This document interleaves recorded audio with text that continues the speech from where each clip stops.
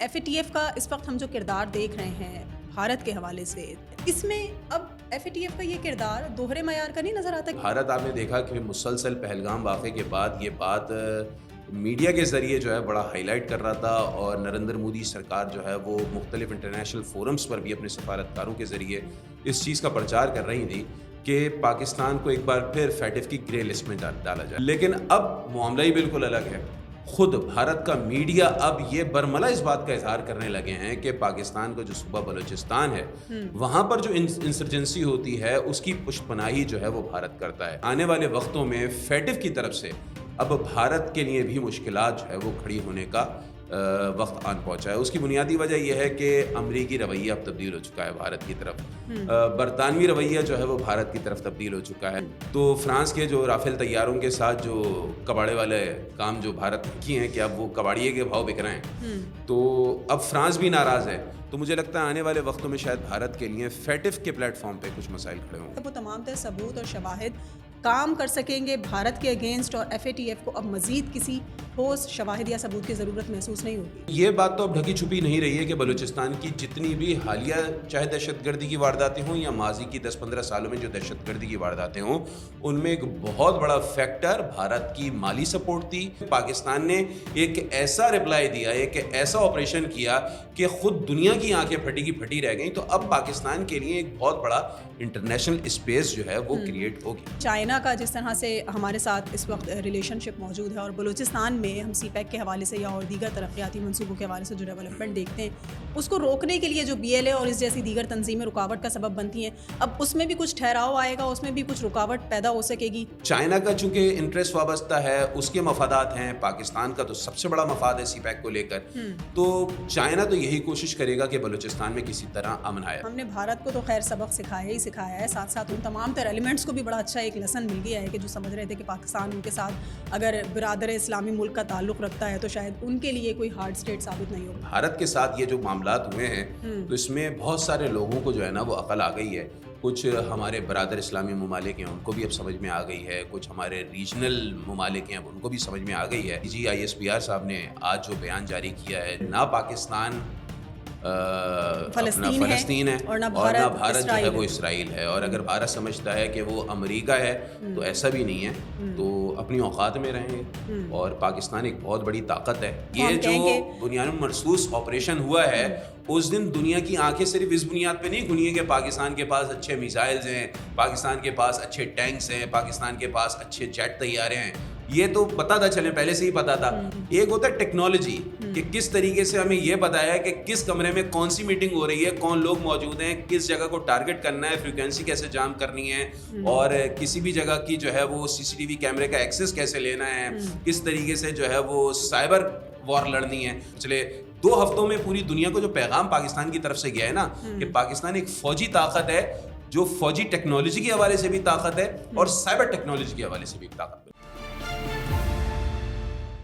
السلام علیکم، آپ دیکھ رہے ہیں اینگل 360، ایک ایسا پلیٹ فارم جہاں خبروں کے پردے ہٹائے جاتے ہیں، سازشوں کے دھاگے کھولے جاتے ہیں اور جھوٹ کو بے نقاب کیا جاتا ہے. آج کے پوڈ کاسٹ میں ہم بات کریں گے ایک ایسی حقیقت کے بارے میں جسے عالمی طاقتیں نظر انداز کرتی رہی ہیں اور میڈیا نے جس پر خاموشی اختیار کی ہے. بھارت نہ صرف خطے بلکہ دنیا بھر میں دہشت گردی کا پرچار کرنے والا ایک بڑا مرکز بن چکا ہے. بی ایل اے جیسے گروہ جو پاکستان میں بدامنی اور دہشت گردی کا باعث بن رہے ہیں، دراصل بھارت کی سرپرستی اور فنڈنگ سے چل رہے ہیں. سوال یہ ہے کہ کیا ایف اے ٹی ایف جیسے ادارے صرف مخصوص ممالک کے خلاف استعمال ہو رہے ہیں، یا بھارت جیسے ریاستی اسپانسرڈ دہشت گردوں کا بھی احتساب کریں گے؟ آج ہم ان تمام حقائق سے پردہ اٹھائیں گے، اور اس موضوع پر گفتگو کے لیے ہمارے ساتھ موجود ہیں سینئر اینکر پرسن علی عابد. السلام علیکم سیمین، کیسی ہیں آپ؟ ٹھیک ہیں؟ وعلیکم السلام، میں ٹھیک ٹھاک. آپ گزشتہ دنوں کافی طبیعت ناسازی کا شکار رہے. بالکل، موسم ہی ایسا چل رہا ہے. موسم ہی ایسا چل رہا ہے، اور پھر طبیعت تو بڑوں بڑوں کی بگڑتی نظر آ رہی ہے. جو معاملات اس وقت درپیش ہیں، تھوڑی سی بات چیت بلوچستان کے حوالے سے ہم اس طرح سے کرنا چاہیں گے کہ جس طرح ہم نے اپنے پروگرام کے انٹرو میں ذکر کیا کہ ایف اے ٹی ایف جس کا کام ہے دہشت گردی کی مالی معاونت یا دہشت گردی کے پشت پناہی کرنے والوں کو کٹہرے میں لے کر آنا، لیکن ایف اے ٹی ایف کا اس وقت ہم جو کردار دیکھ رہے ہیں بھارت کے حوالے سے، اور جو خاص کر کے پاکستان اکثر و بیشتر یہ بلوچستان کے تمام تر معاملات دنیا کے سامنے ثبوت اور شواہد پیش کرتا رہا ہے کہ کیا کچھ بھارت کس طرح سے پاکستان میں دہشت گردی کے لیے کروا رہا ہے. اس میں اب ایف اے ٹی ایف کا یہ کردار دوہرے معیار کا نہیں نظر آتا کہ جی پاکستان یا اور دیگر ممالک کو تو آپ دہشت گردوں کی پشت پناہی یا ان کے ساتھ ملوث ہونے کے الزام میں سزاوار قرار دے دیتے ہیں، لیکن بھارت کے لیے آپ کی آنکھیں بند ہو جاتی ہیں؟ دیکھیں، سب سے پہلے تو فیٹو ہے کیا؟ فائنینشیل ایکشن ٹاسک فورس ہے. 1989 میں اس کا وجود عمل میں لایا گیا تھا. گروپ آف 7 جو 7 بڑی معاشی طاقتیں ہیں عالمی، انہوں نے جو ہے یہ قائم کیا تھا، اور یورپی یونین بھی اس کا بورڈ ممبر ہے. ان کا جو بنیادی مقصد تھا 1989 میں جب یہ فیٹف وجود میں آیا تھا، تو جتنی بھی منی لانڈرنگ ہے اس سلسلے میں جو ہے اس کی روک تھام کرنی تھی. لیکن جب ہم نے دیکھا کہ 9/11 ہو گیا تو پھر ٹیرر فائنینسنگ بھی اس کے جو ہے نا وہ ایجنڈے میں شامل کر دیا گیا. اب یہ آپ کو بھی پتہ ہے اور یہ پوری دنیا کو پتہ ہے، ہم سب کو ہی پتہ ہے کہ مغربی اقوام جب اس طریقے کے کچھ ادارے بناتی ہیں یا آرگنائزیشنز بناتی ہیں تو ان کا بنیادی مقصد اپنے مفادات کا جو ہے وہ تحفظ ہوتا ہے. دنیا میں کوئی چیز جو ہے وہ حق کے پیمانے پر نہیں ناپی جاتی. مفادات ہی مین چیز ہوتے ہیں. مفاد اگر بھارت کے ساتھ جڑے ہوئے ہیں تو دنیا بھارت کے ساتھ ہے، پاکستان کے ساتھ جڑے ہوئے ہیں تو پاکستان کے ساتھ ہے. خدا کا کرنا یہ ہوا کہ ابھی جو حالیہ پاک بھارت تصادم ہوا ہے اور بنیان المرصوص میں جو پاکستان نے بے پناہ کامیابیاں حاصل کی ہیں، تو اب اس کے بعد دیکھنے میں یہ آیا ہے کہ مغربی اقوام کی اچانک سے نظر کرم جو ہے وہ پھر پاکستان کی طرف ہو گئی ہے. تو اب یہ جو فیٹف کی آپ نے بات کہی، بھارت آپ نے دیکھا کہ مسلسل پہلگام واقعے کے بعد یہ بات میڈیا کے ذریعے جو ہے بڑا ہائی لائٹ کر رہا تھا، اور نریندر مودی سرکار جو ہے وہ مختلف انٹرنیشنل فورمز پر بھی اپنے سفارتکاروں کے ذریعے اس چیز کا پرچار کر رہی تھی کہ پاکستان کو ایک بار پھر فیٹف کی گرے لسٹ میں ڈالا جائے. پاکستان ایک عرصہ فیٹف کی گرے لسٹ میں رہا، اور 1 سے 1.5 سال ہوئے ہیں جو پاکستان فیٹف کی گرے لسٹ سے نکلا ہے. تو اب فیٹف کی گرے لسٹ میں پاکستان کو ڈالنے کی اس لیے باتیں ہوتی تھیں کہ ہندوستان پاکستان کے اوپر یہ الزام لگایا کرتی تھی کہ پاکستان جو ہے وہ دہشت گردوں کی جو ہے پناہ گاہیں رکھتا ہے یا دہشت گردوں کی پشت پناہی کرتا ہے. لیکن اب معاملہ ہی بالکل الگ ہے. اب خود جو بھارتی وزیر دفاع ہیں راجناتھ، یا پھر بھارتی وزیر اعظم نریندر مودی ہوں، یا پھر بھارت کے دوسرے سرکاری حکام ہوں، خود بھارت کا میڈیا اب یہ برملا اس بات کا اظہار کرنے لگے ہیں کہ پاکستان کا جو صوبہ بلوچستان ہے وہاں پر جو انسرجنسی ہوتی ہے اس کی پشت پناہی جو ہے وہ بھارت کرتا ہے. گو کہ وہ اس بات کو نہیں مانتے کہ ہمارے ملک میں جو ہے، یعنی کہ بھارت کے اندر جو ہے وہ بیس کیمپس ہیں بلوچ عسکریت پسندوں کے، لیکن اس بات کو وہ ضرور مانتے ہیں کہ بلوچستان کے جو ملیٹنٹس ہیں یا جو ملیٹنٹس گروپ ہیں ان کی وہ مالی اعانت کرتے ہیں یا ان کے ساتھ میل ملاقاتیں کرتے ہیں. تو اب یہ بات تو خود وہ اون کرنے لگے ہیں. تو جیسے کہ آپ نے سوال کیا کہ فیٹف کیوں نہیں بھارت کی طرف دیکھتا، تو اب بات یہ ہے کہ مجھے لگتا ہے کہ آنے والے وقتوں میں فیٹف کی طرف سے اب بھارت کے لیے بھی مشکلات جو ہے وہ کھڑی ہونے کا وقت آن پہنچا ہے. اس کی بنیادی وجہ یہ ہے کہ امریکی رویہ اب تبدیل ہو چکا ہے بھارت کی طرف، برطانوی رویہ جو ہے وہ بھارت کی طرف تبدیل ہو چکا ہے. پھر جو فرانس فیٹف کا رکن ہے، خود فیٹف کا جو مرکزی صدر دفتر ہے وہ خود پیرس میں واقع ہے. تو فرانس کے جو رافیل طیاروں کے ساتھ جو کباڑے والے کام جو بھارت نے کیے ہیں کہ اب وہ کباڑیے کے بھاؤ بک رہے ہیں، تو اب فرانس بھی ناراض ہے. تو مجھے لگتا ہے آنے والے وقتوں میں شاید بھارت کے لیے فیٹف کے پلیٹ فارم پہ کچھ مسائل کھڑے ہوں. اس کا یہ مطلب ہوا کہ اب چونکہ مغربی طاقتوں کی سپورٹ حاصل نہیں ہے بھارت کو، تو پاکستان نے 2010-11 میں جو ایک ڈوزیئر جاری کیا تھا بی ایل اے کے حوالے سے کہ بھارت کس طرح سے بی ایل اے کو سپورٹ کرتا ہے، اور نہ صرف بی ایل اے کو بلکہ اگر داعش خراسان کی بات کر لی جائے، ٹی ٹی پی اور دیگر اس طرح کے ایلیمنٹس کی بات کر لی جائے جو افغانستان سے آپریٹ کیے جاتے ہیں، ان سب کے پیچھے بھی دراصل بھارت ہی مرکزی کردار ایک نظر آتا ہے اس آپریشن میں. تو اس کا یہ مطلب ہے کہ وہ تمام تر ثبوت اور شواہد کام کر سکیں گے بھارت کے اگینسٹ، اور ایف اے ٹی ایف کو اب مزید کسی ٹھوس شواہد یا ثبوت کی ضرورت محسوس نہیں ہوگی. آپ کو یاد ہوگا کہ لگ بھگ 2017 کی بات ہے، گلزار امام نامی ایک بلوچ عسکریت پسند تھا، وہ پاکستان کی فوج نے اس کو پکڑا تھا اور اس نے ہتھیار ڈالے تھے، اور اس کے بعد اس نے خود اس بات کو ایڈمٹ کیا تھا کہ بھارت ٹیرر فائنینسنگ بھی کرتا ہے بلوچستان کے لیے، ہمارے ملیٹنٹس گروپ کو ٹریننگ بھی باقاعدہ طور پر دیتا ہے، اہداف بھی ہمیں دیتا ہے. پھر ہم نے یہ بھی دیکھا تھا کہ ایران سے ایک کلبھوشن نامی دہشت گرد ہم نے پکڑا تھا، تو وہ تو حاضر سروس ان کا فوجی تھا، وہ باقاعدہ اس نے پھر اس بات کو ایڈمٹ کیا تھا کہ وہ پاکستان کے مختلف علاقوں میں، خاص طور پر بلوچستان کے مختلف علاقوں میں دہشت گردی کی واردات کو مالی اعانت بھی کرتا تھا،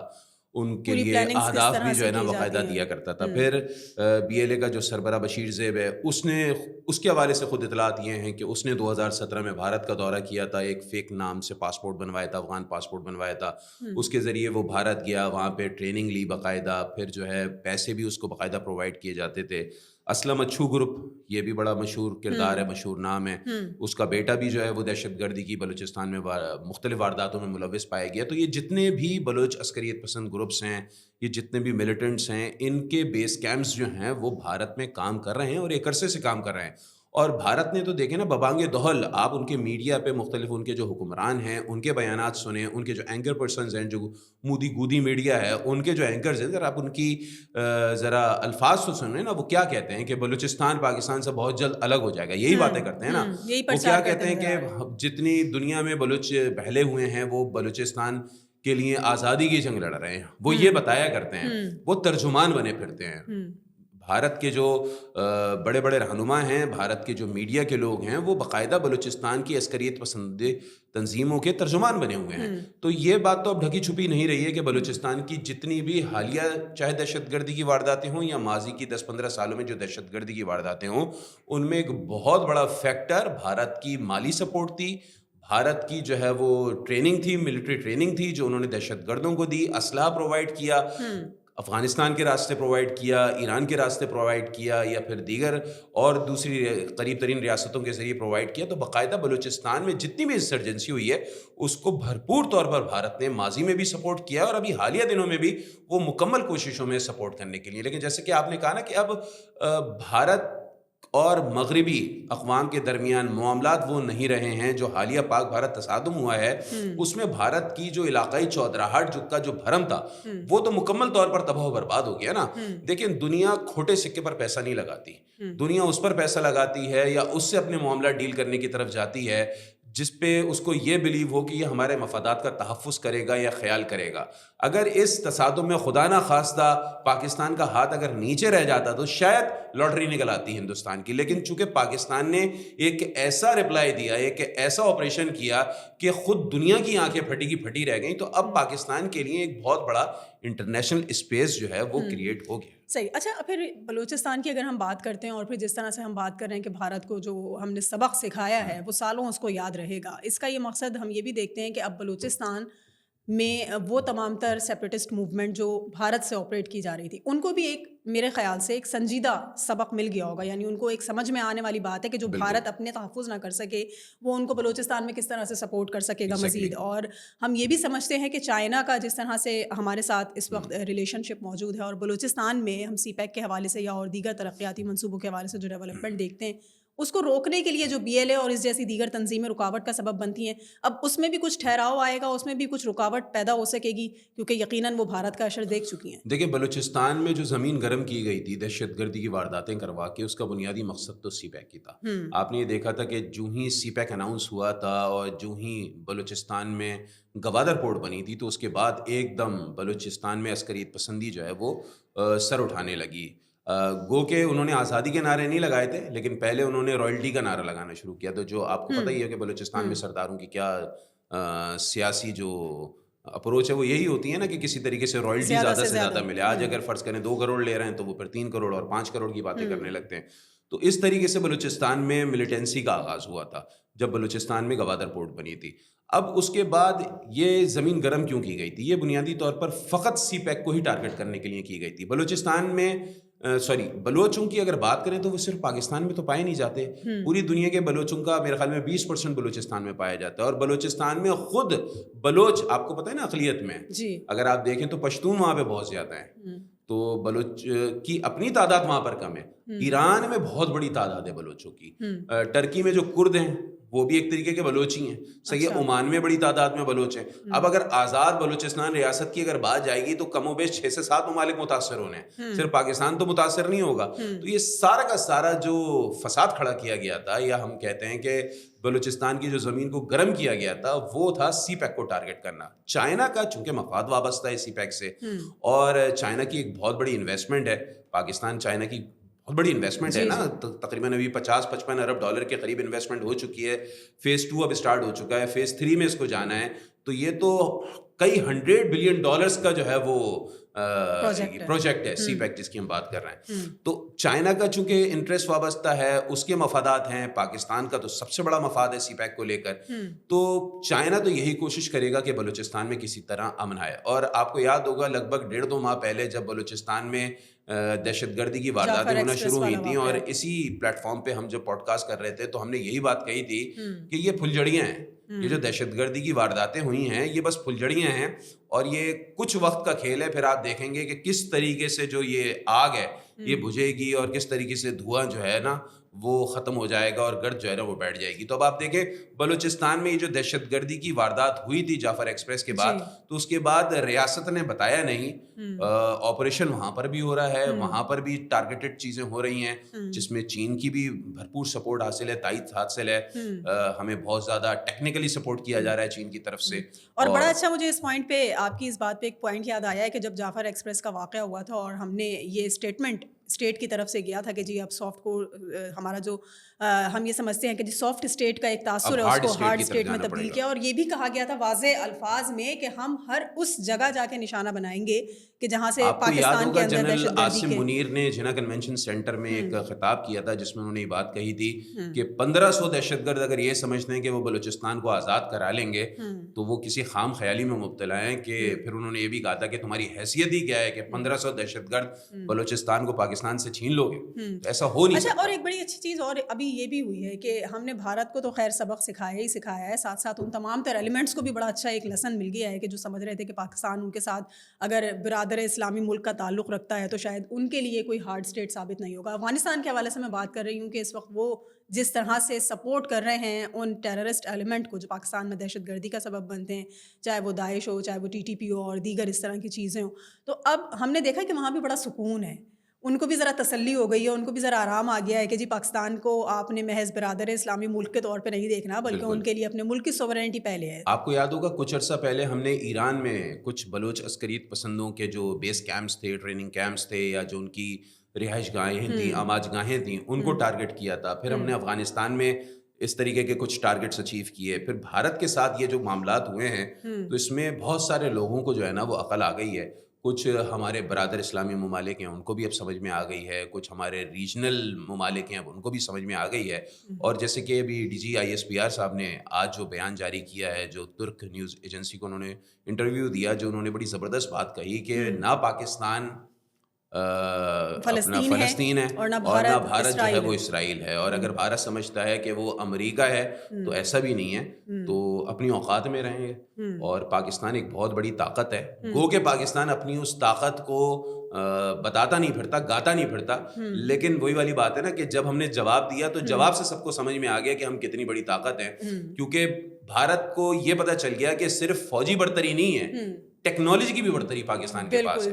یہ جو بنیاد مرصوص آپریشن ہوا ہے اس دن دنیا کی آنکھیں صرف اس بنیاد پہ نہیں کھلی ہیں کہ پاکستان کے پاس اچھے میزائلز ہیں, پاکستان کے پاس اچھے ٹینکس ہیں, پاکستان کے پاس اچھے جیٹ طیارے ہیں. یہ تو پتا تھا, چلیں پہلے سے ہی پتا تھا, ٹھیک ہے, ان کو اپنا ہم نے ایکسپیریمنٹ اس پہ کر کے نہیں دیکھا تھا, تو اس آپریشن میں ایکسپیریمنٹ بھی ہو گیا اس کا کہ الحمدللہ کہ وہ طیارے اور وہ میزائلز ہمارے بہت زبردست ہیں. ایک ہوتا ہے ٹیکنالوجی کہ کس طریقے سے ہمیں یہ بتایا ہے کہ کس کمرے میں کون سی میٹنگ ہو رہی ہے, کون لوگ موجود ہیں, کس جگہ کو ٹارگٹ کرنا ہے, فریکوینسی کیسے جام کرنی ہے, اور کسی بھی جگہ کی جو ہے وہ CCTV کیمرے کا ایکسس کیسے لینا ہے, کس طریقے سے جو ہے وہ سائبر وار لڑنی ہے. تو اس پوری صورتحال میں جو پچھلے 2 ہفتوں میں پوری دنیا کو جو پیغام پاکستان کی طرف سے گیا ہے نا کہ پاکستان ایک فوجی طاقت ہے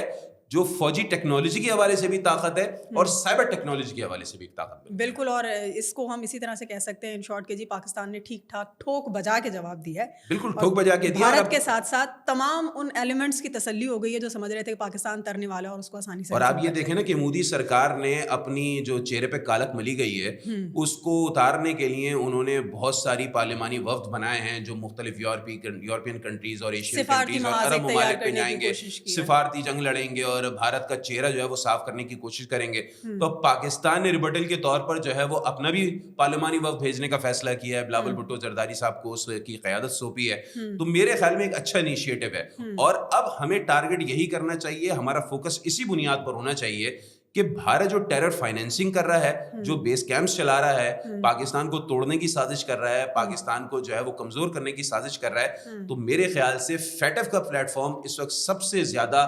امید افزا ہوگا اگر ہم بھارت کو وہاں پہ جا کے ٹارگٹ کریں اور بتائیں کہ اصل دہشت گردی کا مرکز کون ہے, اصل منی لانڈرنگ کا مرکز کون ہے, اصل جو ہے وہ ٹیرر فائنینسنگ کا مرکز کون ہے. بالکل, اصل ٹیرر فائنینسنگ کا جو مرکز ہے وہ کون ہے, اس پر ہم نے بات چیت کی, اور FATF کتنا امیدوں پر پورا اترے گا اس کا سب کو انتظار رہے گا. بہت شکریہ علی عابد. Thank you.